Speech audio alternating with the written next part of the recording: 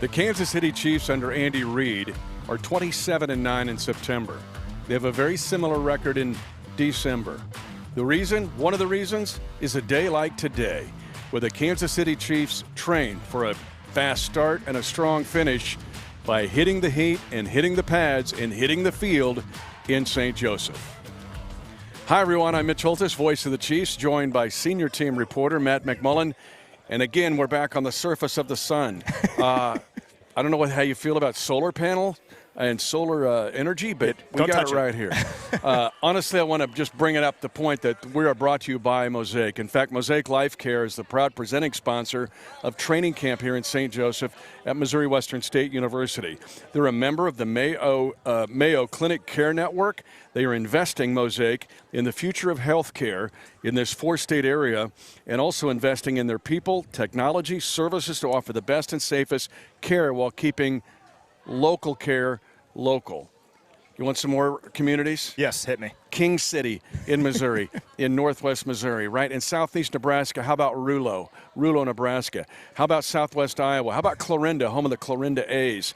And then in Kansas, let's put out the Highland, Kansas, home of Highland Community College, the Scots, who are now part of Doniphan West High School with the old Midway Denton. That's what we got with Mosaic. That's who they serve. Their headquarters is right here, not far from the campus. They're fantastic, and they're bringing us this practice. So is Andy Reid.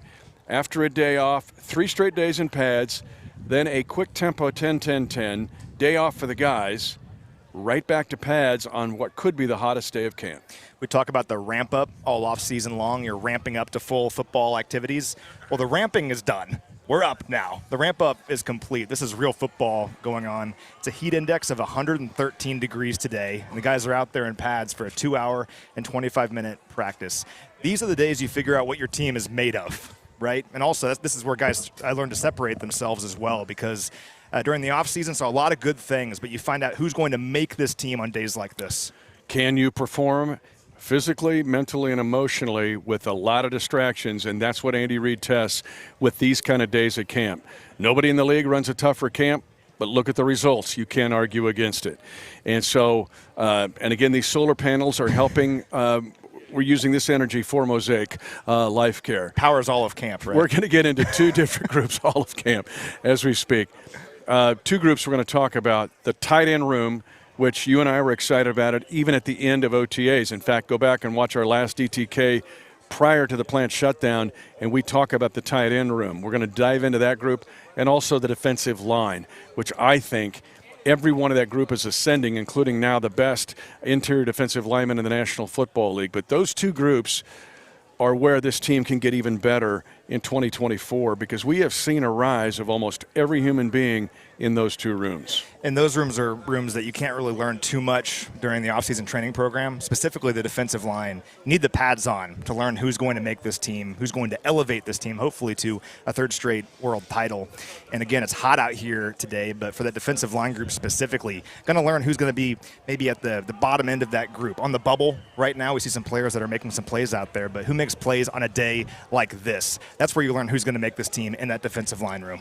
It's always fun to watch real life special categories. There was a minute 30 to go on the clock right over my shoulder here. They had 1 timeout. The team needed a field goal, and the offense did an excellent job as Mahomes led him down to about a 40-yard field goal that was good. But I'll tell you what was really impressive was when Carson Wentz got the chance to do it, and he got down there really fast, even to the point where they could go to a kneel down to kick a game-winning field goal. We'll talk about Carson Wentz more in the quarterback room, but I think he deserves a mention because he has been very impressive in that backup role. And you hope that you don't need Carson Wentz in big moments during the season, but as Chiefs fans, we've seen that over the years. I mean, Chad Henne twice in the divisional round of the postseason, 2 different postseasons, had to come in and keep everyone going, right, and led touchdown drives on one of them, led a touchdown drive, a 98-yard touchdown drive on one of them, then also threw the ball on 4th down in 2020 against the Browns. So you never want your backup quarterback to come in the game, but we've been saying this really all offseason. Carson Wentz might be the best backup Patrick Mahomes has ever had. And if Mahomes is ever hurt for some reason or can't be in there, you feel good about Carson Wentz, not just keeping everyone afloat, but maybe winning the game for you as well. You might argue he might be the best backup of any 32 backups in this league right now. Number 2 overall pick just 5 years ago. Ask the North Dakota State Bison and the Philadelphia Eagles. Okay, let's jump into the tight end room. There are 6 tight ends in this camp. We have seen Andy Reid put on clinics of how to use tight ends, not just to go to multiple tight ends and run the ball, but go to multiple tight ends and throw the ball. This is a room, we're going to jump into all 6 of these guys, but I love the way this is the best tight end room that has surrounded Travis Kelce, and this is his 12th year that he has had in his career. It's exciting. We'll talk about Kelce and how good he is. I mean, what else can you say about Travis Kelce? But having other players around him who can complement what he can do is so important. And we're seeing players like Jared Wiley really stand out. We can talk about Jared here in a moment. An exciting player who can go out there and help this team win football games. And for the defense, if you have more players to worry about besides Travis Kelce, that's a good thing for the Chiefs offense. Let's dive right into it. Travis Kelce has no equals. When you look at what he has done, especially in the postseason, and you look at it in the narrative of the history of the league, it is ridiculous, Matt, that he has 14 more postseason catches than Jerry Rice. The most ever. Kelce's number 1 on that list with 14 more catches than some think the best wide receiver to ever play in this game. He's been spectacular. We know about the 7 straight 1,000-yard seasons. We know about with him and Mahomes have the most hookups for touchdowns in postseason history, quarterback to a tight end. But it's just, one, it's his consistency. It's the high level of play. But now historically, he's really put on a place all by himself. Don't bring those other guys in here. I love him. I love Tony Gonzalez. I love him. No, he's done what no other human has done at that position. He's the greatest tight end of all time, and he's also one of the greatest pass catchers in NFL history, grouping him in with wide receivers. Listen to this. Only 4 players in NFL history have 8 straight seasons with 80 or more catches. Jerry Rice, Marvin Harrison, Torrey Holt, and Travis Kelce. Just unbelievable consistency from the tight end position. You mentioned that he set the NFL postseason record for catches last year in his career now. He also only trails Jerry Rice in terms of receiving yards and receiving touchdowns in the postseason. And how about the selflessness from him? He was 16 yards shy of his 8th straight 1,000-yard season. Would have extended his record for tight ends. Could have gotten that easily in Week 18 against the Chargers, a meaningless game. But he said, no, I want to rest my body for the team so I can go out there in the postseason and be unbelievable. And he was fantastic during the postseason, due in part to being selfless in that Week 18 game against the Chargers. So what can you say about him? We could do a whole 30-minute show on Travis Kelce. He's the greatest to ever do it, and hopefully another big season coming up for him. And you and I are in agreement on this, and 10 years from now, you and I will both say this, that Week 18 where he backed off, because people go, well, hey, he only needed 16 yards. But the warm-up, the prep, it's not just running out there and catching a pass. It's the fact that he backed off. Patrick Mahomes could back up.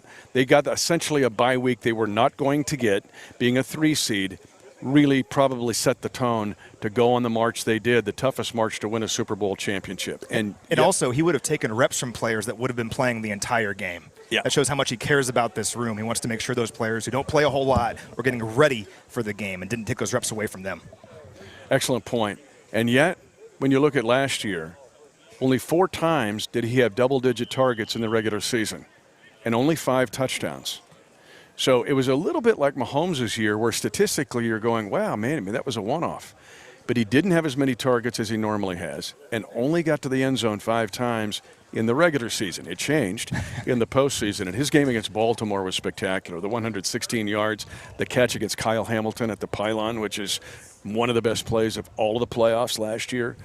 But the fact that he's wanting to do even more this year, and he has, again, the complementary guys around him, but Kels still feels the hunger to get something done and to be better this year. And keep in mind, last year he got hurt like 2 days before the season opener, and still found a way to have a really good year for the Chiefs during the regular season. And again, was unbelievable during the playoffs. It was so much fun to watch his hunger during the playoffs. It would be very easy for a player like Kelce, who's going to the Hall of Fame one day, already had 2 Super Bowl rings up until that point, be like, nah, we'll see what happens, but, you know, I'm not that hungry. That's not him. I mean, he, like, willed it so. Him and Patrick Mahomes willed the Chiefs to a Super Bowl victory last year, and that's invaluable. Can't pay a price for that kind of leadership, and we're seeing that out here during training camp as well.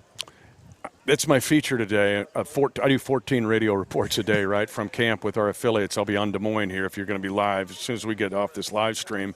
But that's exactly what I feature. It's not the stats. It's the fact that he was so wired in last year to the playoffs. And that Baltimore game, I've never seen him so wired in. The other thing is he's wired into St. Joseph.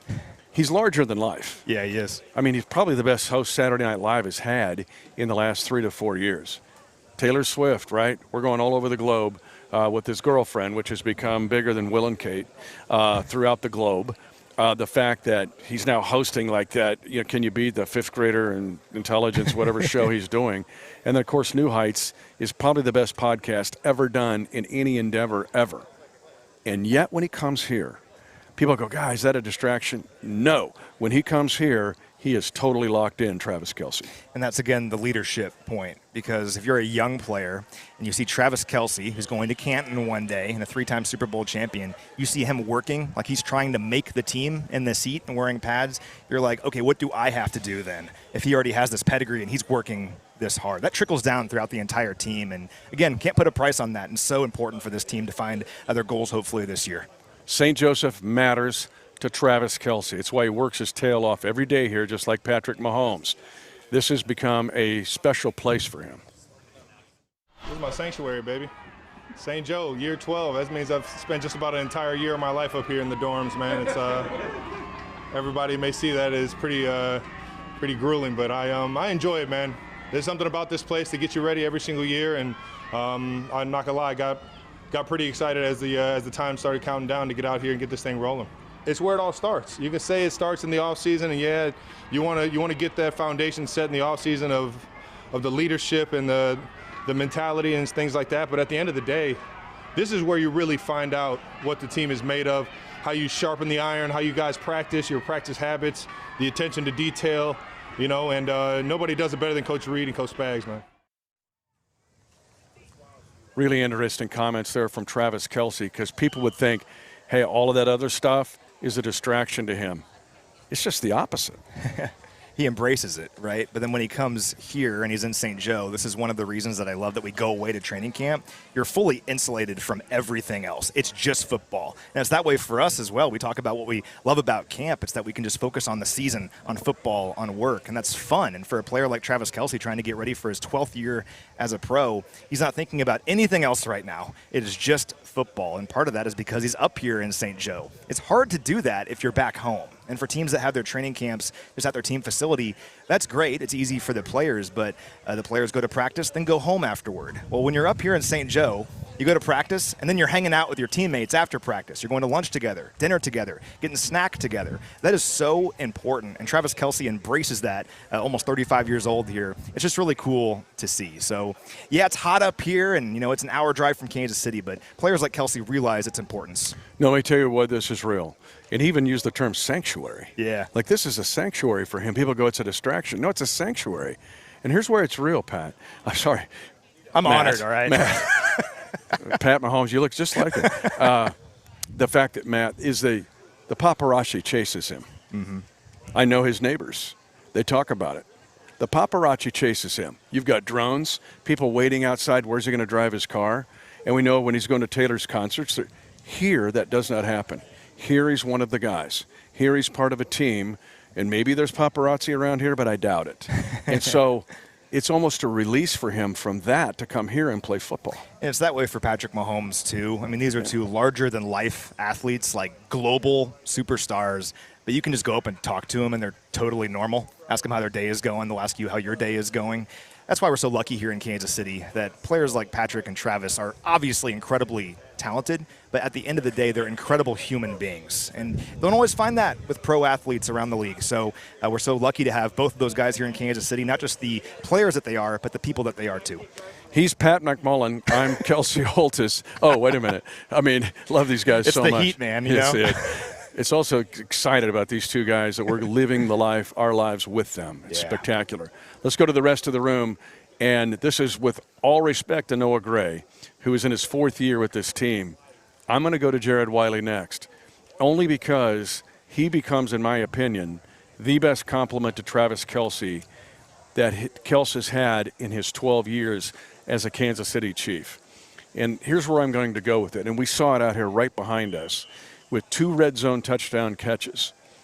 Last year, Jared Wiley, and we've talked about this, was the best red zone touchdown threat in all of FBS for the TCU Horned Frogs. Wiley brings, and we saw him make a play today in the minute 30 to go. Yeah. He caught a tough slant in traffic. What are you seeing from Jared Wiley that can be such a great compliment for Travis Kelce? He's been my guy really throughout the summer. I remember the first day of rookie minicamp, he popped. I was like, this guy can hang. Like, he looks like he belongs out there. You mentioned how good he was in the red zone last year at TCU. I mean, he led the entire FBS, like you mentioned, in red zone touchdowns and overall receiving touchdowns for a tight end. Just incredible. He's 6'6", 250 pounds, but he can move. He's athletic. He's not just a big, lumbering, blocking tight end. Normally, players with that size can't really move like he can, but he's a great athlete. So immediately, I think he can help this team in the red zone, but also just up the seam. When he's facing a linebacker, he's so big and strong and can jump. He can go up over a linebacker. So Jared Wiley is certainly a player that really impressed us throughout the summer. And the challenge for a player like that is once the pads are on and you're here on day 9 of training camp, can you keep it going? And I'd say he has so far. Here's where Jared Wiley is most impressive, and you alluded to it, but let me just put it this way. And I talked to Tom Melvin. You and I talked to Coach Melvin, his tight end coach, today before practice started. In the red zone, especially you get inside the 10, that field squashes. You're only playing on a 20-yard field. So where the Chiefs have been really good is that you must attack the entire 53.5-yard width of the field. That's sideline to sideline. That's 50-plus yards. You must attack to good red zone teams. But here's where the Chiefs have been deficient. The airspace isn't restricted as you go straight up. And Tom Melvin told me today, he said, you're dead on, because we talk about our guys in the red zone have to play above the rim. Enter Jared Wiley. He's 6'7", as you mentioned, but he's got a 37-inch vert. A 37-inch vertical with a 6'7" body and a wingspan. So take a 6'7" height, a wingspan that is significant, and a 37-inch vertical. Now you create a whole airspace above the red zone that you really have not had before. This is why other teams will throw fades to the boundary to the big, tall receivers, the Mike Evans of the world. Now the Chiefs have that weapon, and they really haven't had that weapon, at least in recent years. Sometimes in goal-to-go situations, just got to throw a 50-50 ball up, and your guy has to go get it. Yep. And really throughout the summer and throughout training camp so far, Jared Wiley has shown that he can maybe be that guy with the size to bully a linebacker in coverage, but also the ability to jump up and get the football, maybe even over a corner or a safety. So that's very exciting. Got to keep it going here. Just a rookie. Got to go out there and actually play. And the preseason is an area I'm very excited to see what he can do. But so far, so good for Jared Wiley. Love it. You can't tell we don't like him. All right, Noah Gray, like him too. A guy who is ascending. We have seen Noah Gray every year take a path up. Last year, when you look at his postseason, in 10 postseason games, he's got 13 catches. But he times his catches to make the biggest catches at the biggest time.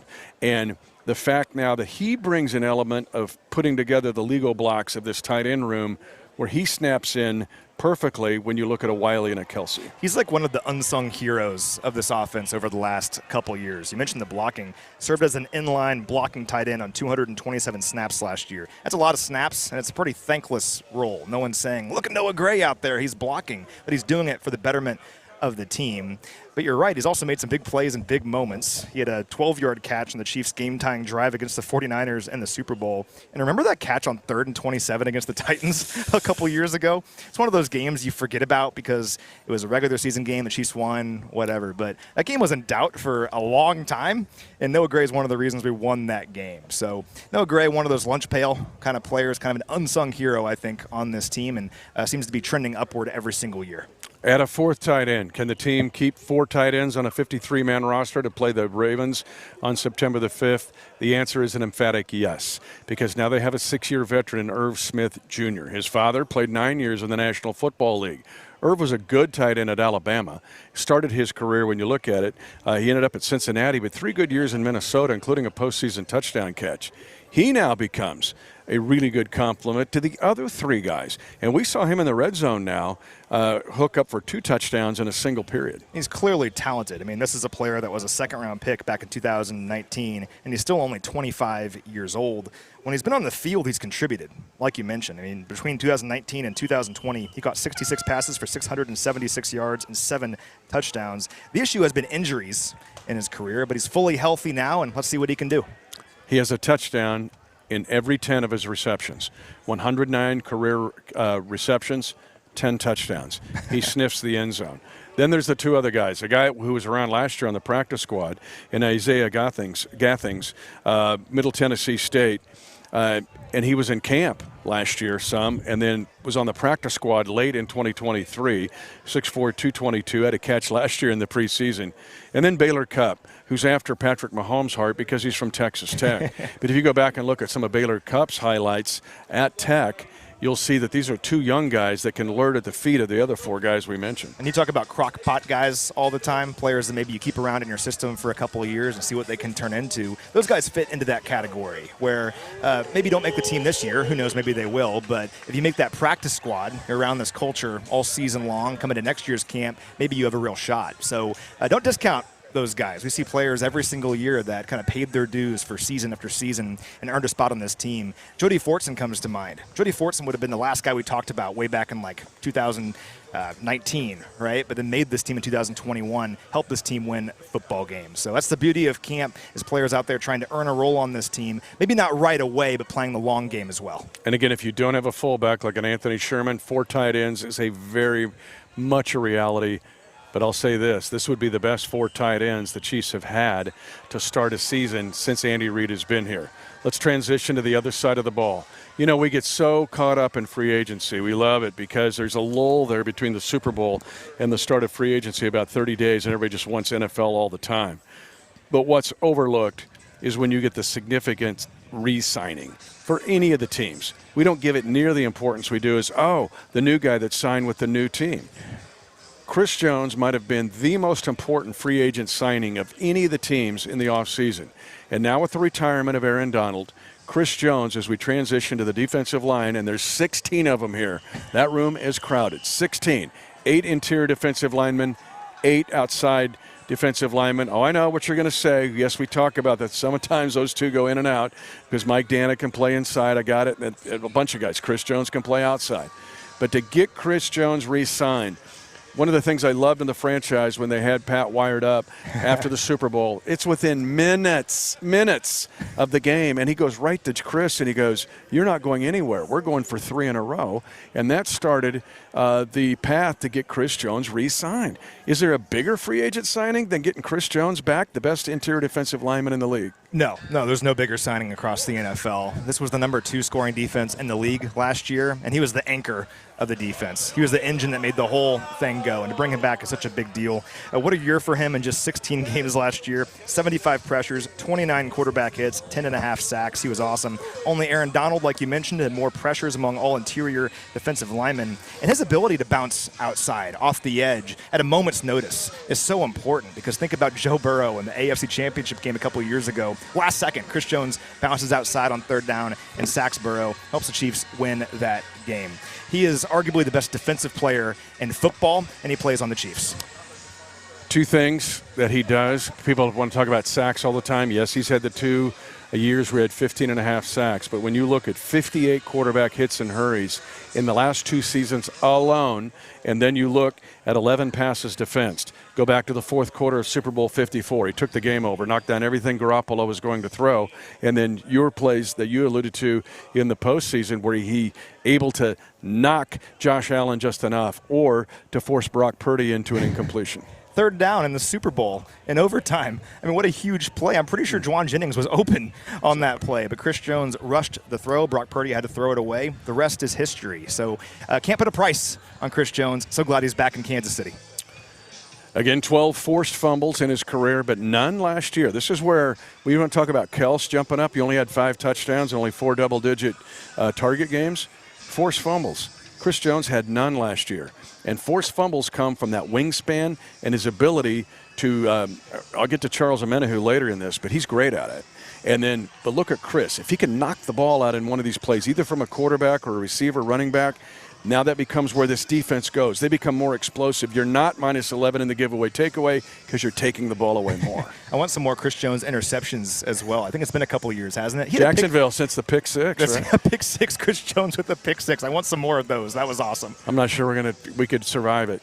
I hope opposing defenses can survive the guys on the outside too, because Mike Dana might be the most underrated player on this entire roster. When you look at what he was able to do, 183 plays last year in the postseason in 2023. And when you look at 8 impact plays in the postseason of 2022, this is a guy that does the quiet stuff. He can play inside and outside. We look at sacks, but again, impact defensive plays and being able to be versatile is a Mike Dana hallmark. If Noah Gray is one of the unsung heroes of the offense, Mike Dana might be the unsung hero of the team, not just the defense, because he's been so good for this group. Last year specifically, 41 pressures, 13 quarterback hits, 6.5 sacks, logged 745 defensive snaps last year. That traded only George Karlaftis among all Chiefs defensive linemen. Such a valuable part of this defense. You just don't hear his name a whole lot. He's not talked about nationally a whole lot, but that's our job. We have to talk about him because he is such an important part of this defense. A big reason why this defense was so good last year. I'm so glad he's back for this season. I talk about ascending players. Guess who's poised for a breakout year? I know he had 10.5 sacks last year. That looks pretty good. I think he could be zeroing in on a 15-sack season, and that is George Karlaftis. He looks different out here. He's more powerful. His lower body. You can tell he worked out with Tamba Hali in the offseason. His hand placement, his reaction. George Karlaftis is moving to another level. He's going to be a star this season. He's only gotten better and better since he came here a couple of years ago. Since week 12 of the 2022 season, that was his rookie year, his 16 sacks rank 11th in the NFL. Last year, he led all Chiefs defensive linemen in total snaps and made the most of them. 64 pressures, 17 quarterback hits, 10.5 sacks, and 3 batted passes at the line of scrimmage. He's going to have a huge year. And again, we've seen him look stronger and faster during this camp, and that's saying something because he's really good last year in camp as well. But really fired up for George Karlaftis for sure. And here's where we talked about taking the ball away more. That's a big part of 2024 in my opinion. We just talked about it. Chris Jones, no forced fumbles last year. Where Karlaftis is really good is ball awareness. Either knocking it out, he had 28 quarterback hits, but fumble recoveries. Huge against Baltimore in the AFC Championship game and Super Bowl 58. While Kittle is trying to talk crap on him, he goes and finds the football. George Karlaftis not only will get sacks, he finds the ball almost like a defensive back playing defensive end. It's crazy at this point. I mean, I still feel like we just drafted him, but he's one of the veterans on this defensive line. He's one of the leaders of this team. He's one of those stars that you look for direction if you're a young player. And yeah, the turnovers were the one area where this Chiefs defense wasn't quite as good last year. They were really good at just preventing points, which is the most important thing. But maybe creating more takeaways this year is an emphasis area. And sure, along the line of scrimmage for George Karlaftis, punching the ball out and recovering those fumbles is important for him this year, I'd say. Big in 2024. Guys that are the interior defensive line, I mentioned there's 8 here, and Chris has some help. Mike Pennell being in camp is a big deal. He'd usually show up about, Thanksgiving, right? And then he'd have a big impact. And he's a plotter. He's not going to light up the stat sheet, but he's going to let others light up the stat sheet. And I'm going to tell you he's having a really good camp and had a really good offseason. That is Turk Wharton. Tershawn Wharton, he also is ascending. Derek Nottie has been out with an injury on the PUP list, but this interior group also, if not solid, has its moments, and Turk Wharton will have some big moments. Can I talk about Mike Pennell for a moment? Because you're right, doesn't have a lot of stats. You know what his stat is? Wins and losses. Because Mike Pennell, when he's on the Chiefs, all he does is win. So join this team mid-season in 2019. Chiefs went 10-1 down the stretch, won the Super Bowl. Last year, joined the Chiefs mid-season once again because that's his thing. The Chiefs go 6-1 down the stretch, win the Super Bowl. And he's obviously a good player, particularly against the run, but truly like the ultimate glue guy. And I can feel some people rolling their eyes at me right now, but those things are important over the course of a long 17-game season and hopefully playing deep into the playoffs. having a player like that who's always positive, always happy, that means something. And if you've been here to training camp, you know what I'm going to talk about, because every day he walks down with George Karlaftis and Felix Enrique-Uzama, and everyone's just walking down, right, locked in for camp. Well, he starts yelling, "It's George! It's George! Get excited, everybody!" And the crowd starts cheering, and George starts smiling and blushing. That kind of stuff matters, just having players like that around. So he's always been that way. He was that way back in 2019. Can't put a price on having a glue guy who's also a pretty good player as well. And if you want to go back to Tershawn Wharton, he's an underrated athlete. Go back and watch his play against Lamar Jackson in the AFC Championship game, where he shadows him and lets him run around for like 20 minutes and then sacks him for a big play in that game. It's one of the forgotten plays in the AFC Championship victory over the Baltimore Ravens, who we'll see on September the 5th. Other inside guys, Matt Dickerson has been good. Then you got Neil Farrell. You described Derek Nottie, actually, when you talk about Mike Pinnell, because that's what Nottie has done, and he's in his 7th year here with the Kansas City Chiefs. But let's jump back outside and talk about some of these other guys. Charles Omenihu, remember, tore his ACL last year in the playoffs. I think Charles Omenihu is on the cusp of going nuts. Last year, 7 sacks in just 11 games. He makes the play in that Week 18 game against the Chargers, against Easton Stick, because I talked about forced fumbles and wingspan. He surprises Easton Stick because he's so far away from him and yet reaches the ball. Charles Omenihu is a freak of nature. You throw him in with Mike Dana and Karlaftis, and all of a sudden you got a 3 guy, and then throw in Felix Enrique-Uzama. I'm going to go there in a second. But when Omenihu comes back and gets healthy to go, look out. And you know who said that? The rest of the league. Because they saw enough last year in a brief amount of sample size to know that he could be dynamic. He was so good. Last year we got him in, week 6 or 7. It's like we had traded for a premier pass rusher. Because when a player is suspended, kind of forget about him for a while, and they come back. Here comes a light. See those quick hands? How about that? Derek Nelson's here visiting from camp. He played for the El Dorado Wildcats in Kansas for a couple years, played JV backup. And so that we saw those hands there. But anyway, Charles Omenihu, it's like we had traded for a player mid-season. And depending on when he can come back this year, it'll be kind of similar. Assuming he can't start the year for the team, but you get him back at some point. It's like you traded for a premier pass rusher who, by the way, has fresh legs. So such a good player. This defensive line rotation is already really, really good. And adding a player like Charles Omenihu for the second half of the season, last 3 quarters of the season, is a big deal. So excited about Charles. Hopefully he's back soon. Another guy who's made a noticeable improvement is Felix Enrique-Uzama. He was with Tamba Ali this summer and spring, along with George Karlaftis. And I talk about hand placement, quickness, counterpunch, and that's all about Tamba and the work with him. We're seeing that out here in camp. He's been really hard to block in one-on-one OLDL when you watch it. Remember his play when he stuffed Christian McCaffrey in the Super Bowl for -4.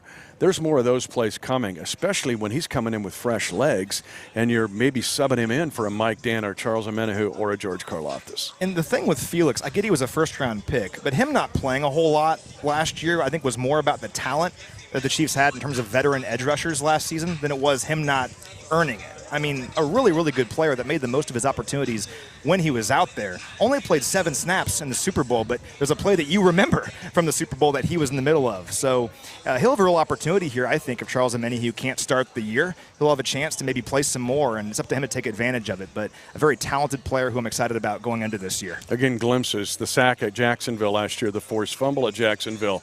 He can do those kinds of things. Again, wingspan. He can play inside and outside. And in that so-called redshirt year last year, you know, some guys will pout in that, especially if they're a first-round draft pick. He didn't. He was like Patrick, his first year as apprentice, just learning and trying to soak it all in. And then there's other guys. Malik Herring. I mean, Malik Herring, if he didn't tear his ACL in the Senior Bowl when he came out, and this is for his years, he's now 3rd year in the National Football League. But Malik Herring, go back and look at his play in Week 18 against the Chargers. When he gets a chance to play, he's like Felix. You think he could be a starter on most other teams.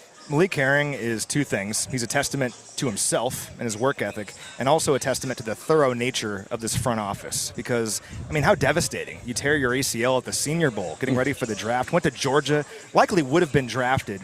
Would have been very easy for him to pout or for the Chiefs to be like, we're not interested in a player that's rehabbing. Neither of those things happened. He got signed by the Chiefs as a UDFA in 2020. I believe. Came in here, rehabbed, kind of paid his dues on the practice squad, and now he's a player that made the team last year and has a chance to make the team this year, and he contributed last year, particularly when Charles Omenihu was out. So you can't have enough of those players. We know who the superstars are, but the true championship teams, and we've seen it year after year with the Chiefs, they have players who are maybe the 48th guy on the roster, the 49th guy on the roster, and they make an impact. You remember who they are. So Malik Herring, I'm rooting for him because of his story, an awesome testament to his own resiliency and also the thorough nature of this front office. And don't sleep, crockpot guy, because he's caught our attention in the spring, summer, and in camp, is a guy named Truman Jones. He's out of Harvard. Second year in the system. He was on the practice squad all last year. And as you might guess, wicked smart. But there's something to Truman Jones. And watch him in the preseason because he's got a chance to maybe jump up. And it's really a player that people don't know about. But Truman Jones now, you can do a whole lot worse than Truman Jones. I think the preseason is really big for him. You talk about crockpot guys. You have to actually improve. You can't just be here for years. You have to show improvement. He's shown that. And I think from year 1 to year 2, just watching him at practice, you're like, oh, he's kind of popping. Like, he looks better. He looks stronger. He looks faster. He looks more refined. So that's exciting for a player like Truman Jones. He has a shot to make this team. And again, the preseason's a big deal for him. Got to make sure you carry that over into the games. Comes a numbers game on the defensive line. I mentioned 8 inside guys, 8 outside guys. Some can go in and out. But this becomes a number where how many do you keep? Do you keep 6 outside, 4 inside? Is it 5 over 5 because of the versatility? And what about the other positions? We talked about keeping 4 tight ends. Okay, easier said than done. That means you're going to have one more than most teams in the NFL. And where does that one person come out of? That, to me, watching is the most intriguing part of the defensive line. Not just seeing all of these guys improve and moving forward, but who's going to make it, how many outside and how many inside. It'll go down to the last seconds of deciding the 53. And how versatile can you be? That's so important, particularly for the guys maybe on the bottom end of that group. Can you play tackle and end? Can you bounce outside? Can you play nose tackle? Can you stop the run? Can you play special teams? Those things all factor in. Steve Spagnuolo obviously values that versatility a lot. You see it with players like Chris Jones and Mike Dana and Tershawn Wharton. But he's going to mess around with these guys, see what they can do, and see who handles it the best.